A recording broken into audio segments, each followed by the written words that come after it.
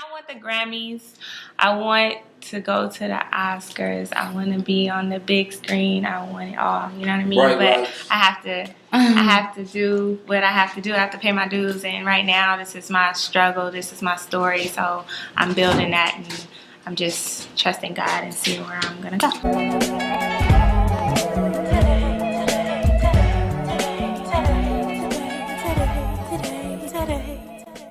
The ultimate quest for any creative talent is sharing their creations with the world and being recognized as an inspiration to those watching. But while so many attempt to achieve this feat daily, many never make it to the heights they feel they deserve. And for one young starlet, a fall would end her chance to ever rise to the prominence she had all the talents to accomplish. And in the first installment of the new series, we will detail the life and death of up-and-coming singer Alori Joh, her music and affiliation with big names in hip-hop, and her untimely demise at the age of 25. If there are any other artists you'd like to see covered in the Fatal Leap series, please leave your suggestions in the comments below. Let's get started. Born Loriana Angel Johnson on December 16th, 1986, and brought up in Carson, California, she was described by those closest to her as fun-loving, always smiling, and always singing. She got her inspiration from her mother, who sang "Yes, Jesus Loves Me" to her every night, and she vowed to become just as good of a singer as her mother when she grew up. She was also inspired by Tina Turner, who went to school with her grandmother, so Tina's records were always playing in the family household. And by her late teens, she had become fully immersed in her passion for singing, writing many songs, and even doing dance routines with several friends. She also had a knack for encouraging others to chase their dreams. Shortening her first name and taking the first 3 letters of her last name, she would brand herself as Alori Joh, and would network and collaborate with other local talents in the area, and got booked to perform at several spots. But she had to overcome her stage fright and get used to critical feedback from listeners as she perfected her craft. By now, her longtime boyfriend, rapper Ab-Soul, had been part of the Black Hippie Collective, which included other up-and-coming rappers like Kendrick Lamar and Schoolboy Q. Eventually, they all signed solo deals with Top Dog Entertainment, and Ab-Soul and Lori would get fast to work writing and recording a multitude of songs for his mini mixtapes, as well as his debut album, with Lori singing on the hooks. She also sang on several songs from other rappers on the independent label, making her the unofficial First Lady of TDE. She would appear on Kendrick Lamar's Heaven and Hell, and would also be featured in the music video for one of Kendrick and Schoolboy's first hits, called Michael Jordan. Seeing her name pop up often throughout her features, more people would inquire about just who Lori was as an artist, and she would drop her single called Love Me Harder in the summer of 2010, which kinda put me in the mind of Solange Knowles' sophomore joint from a few years earlier. Don't get me wrong, you do it well. Other fellas want it, but it's not for sale. I tell you the secret to keep me right here. Just love me harder. Just do it, make me harder. Only you. Love me harder. Make me cry if you have to. Later that year, she would release a full body of work titled The Love Religion for free on her website, which showcased her creative, eclectic sound. I got a testimony to share. Life, it ain't been easy, it ain't been fair. It ain't about waiting for the storm to stop. Try to dance in the rain, whether or not you wanna be no BELONGING. You wanna be no, you wanna be no BELONGING. We all do. 'Cause I got you, ooh, ooh, ooh, and you got me too, too. It don't matter what we ain't got. The concept for the project dives deep into the art of love, the joys of finding love, and the pains after losing the feeling of what you thought love was. Inspired by the Destiny's Child album, The Writings on the Wall, she would read a commandment for love at the end of each song that encompasses the next song. She wrote and produced the entire project with her writing partner and singer, Javante, who is featured on the track Belonging. The Love Religion is a beautiful collection which her fans adored and only fueled the fire for her to snag more features. In 2011, she appeared on Schoolboy Q's hit Phenomenon and on the Latin jazz single Brazil, a collaboration with producer D-Tones. But her biggest feature to date would be on Kendrick Lamar's High Power, which was produced by J. Cole and spoke out against the powers that be, with lyrics containing a mix of conspiracy theories about the government's involvement in famous murders, the criticism of society, and the encouragement to build the future.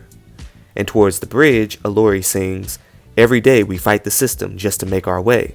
We've been down for too long, but that's alright. We was built to be strong, cause it's our life." The artists on Top Dog Entertainment were slowly gaining notoriety day by day, and while Alori outwardly displayed a level of supreme confidence and was a star waiting for her moment to shine, her personal Facebook page showcased a woman who was in her head a lot, especially around this time. One who missed her home life, and one who was feeling all of the demands of being an artist, but with little reward on the back end. In one chilling post, she wrote, "You're more famous when you die."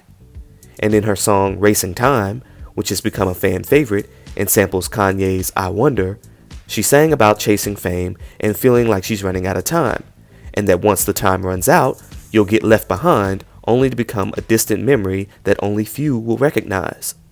Unfortunately, these words would prophesy Alori's career trajectory when, on February 6, 2012, at around 4:30 p.m., the body of an unidentified woman would be discovered at the base of a radio transmission tower in the 2200 block of University Drive in the unincorporated area of Rancho Dominguez.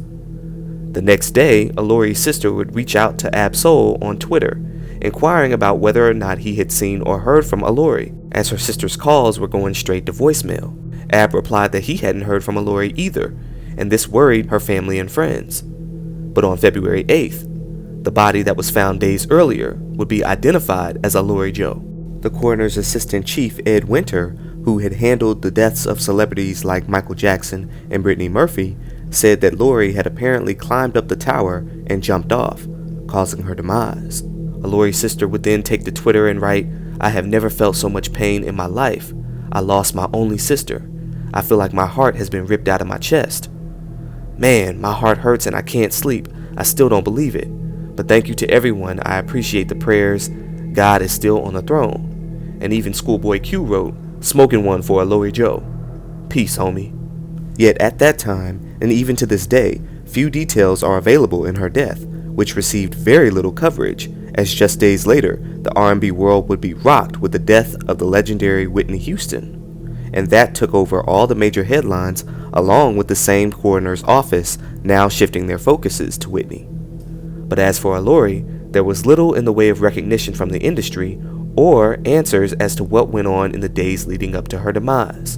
No word on how long she had been missing before her body was found, how she accessed the tower, if anyone was with her, or how the investigators came to the conclusion that it was an intentional jump and that she didn't just simply lose her footing.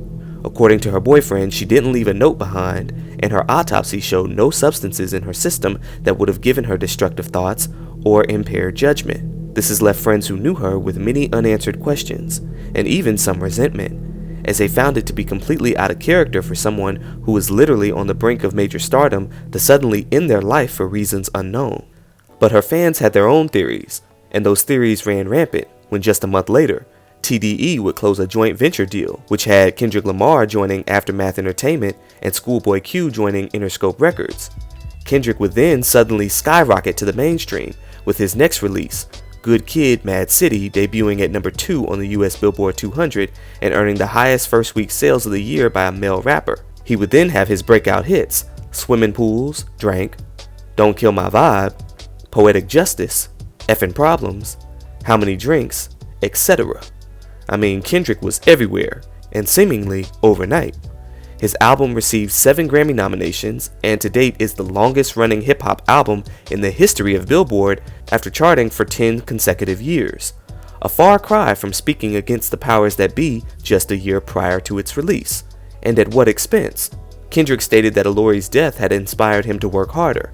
He said that he was in the studio when he heard about her death. He said, "It threw me all the way off because you in the vibe, you in good spirits, you making records, then you hear some devastating news like that.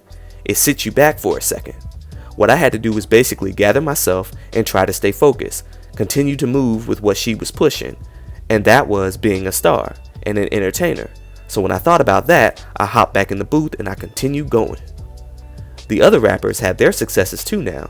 More success that year than any of the previous years, and many fans firmly believe that Loriana had been offered up as a sacrificial lamb and that her family was told that she jumped of her own accord. And it didn't help that her boyfriend just so happened to be a proud follower of Aleister Crowley, one of the most infamous occultists of the 20th century, and Ab-Soul spoke highly of him, often, and practiced many of his teachings. He claimed that the public scrutiny of Aleister is founded on misconception.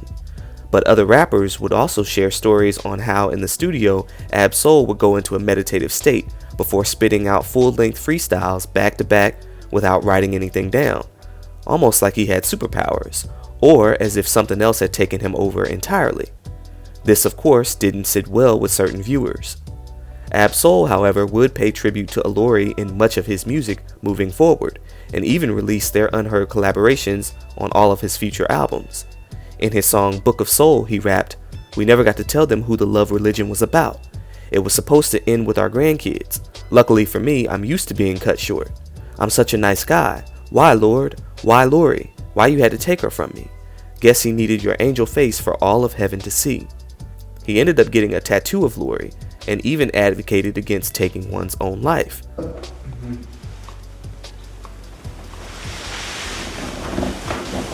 You might as well do whatever it is you're here to do. You're not here to off yourself. That is a complete waste of birth, don't you think?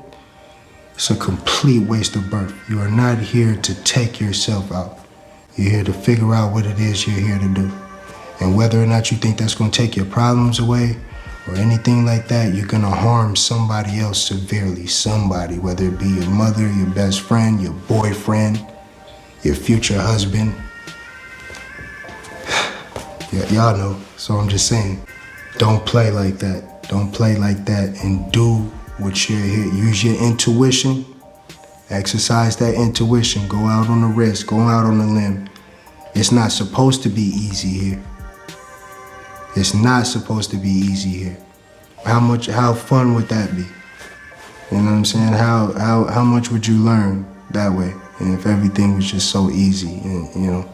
So when it feels like hell, that means it's heaven around the corner. And I live by that. However, after years of abusing substances, following the pain of losing the love of his life, he too found himself at the ledge. And in 2022, he would jump off of a building, but landed on a car which broke his fall, and he survived the incident, which he claimed was induced by the substances. My suicidal thoughts were drug-induced. I don't even really recall them. Selfish, you're hurting other people. You don't know who you could be affecting. Somebody loves you, like somebody needs you. You know, that was my attitude. But after going through what I went through, I now understand. You don't know what nobody is going through. That's right. We don't have a clue. And this is, you know, love of my life still. You understand what I'm saying? Loriana, Alori Joh, however, you know, I'm gonna say her name every day. Ab-Soul mourned Alori deeply and still fights to keep her name in the conversation. Sadly, where one group claims that she was a powerful force, eliminated by the powers that be, another group claims that she simply wasn't a necessity, and that she'd still be irrelevant even if she were alive today. As a matter of fact, a running joke amongst online trolls and newfound TDE fans was that the girl on high power jumped off a high tower. They thought shit was funny.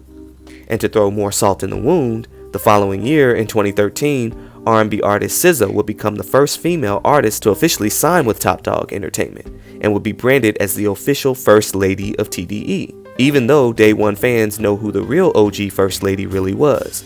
But it was when SZA geared up to release her first project with TDE that she was interviewed alongside Schoolboy Q, and many of Alori's fans were utterly disgusted with her insensitive remark about what she would do if her music wasn't received well by the general public. And I really hope that people enjoy it, because if they don't, then I'll just jump off of something really high, and that'll be really tragic. So I don't know. I need people to love me.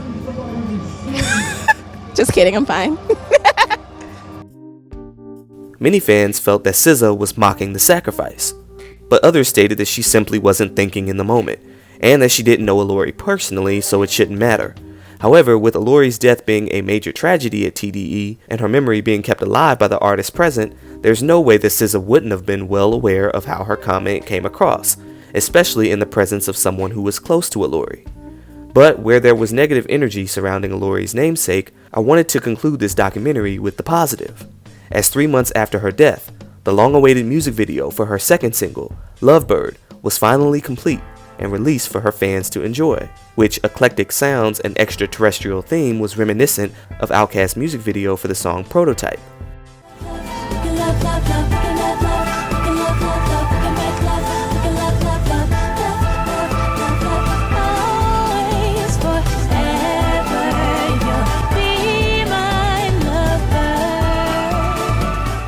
Also in 2013, True Heart Media and On-Site Hip Hop threw together a collage of testimonials from close friends of Alori's who spoke of how she impacted their lives. And one of her friends, basketball player turned fashion designer Shinyere Christie, would honor Alori's memory at her annual fashion show. And rapper Mac Miller, before his passing, would also remember Alori in his song New Faces. To date, The Love Religion is the biggest showcasing of her vocal talents and is regarded as a rare gem for all who have listened to it. Hopefully one day, Alori's legacy will be showcased on a macro level, and we'll get many more answers to a story that's still so incomplete. But in the meantime, rest in peace to Alori Joh. I know you had so many dreams that you wish to live out, and I can only fathom the evolution of your music and artistry if you were alive today. But your creations will be forever cherished by the lives you touched. While the industry may have overlooked your works, those that remember will always remember your energy, your spirit, and your voice. Happy birthday to you. Thank you. This is Justified by Jury. Y'all know how to hit that like, and y'all know how to hit that subscribe. If you want to, do so, and I will catch y'all in the next video.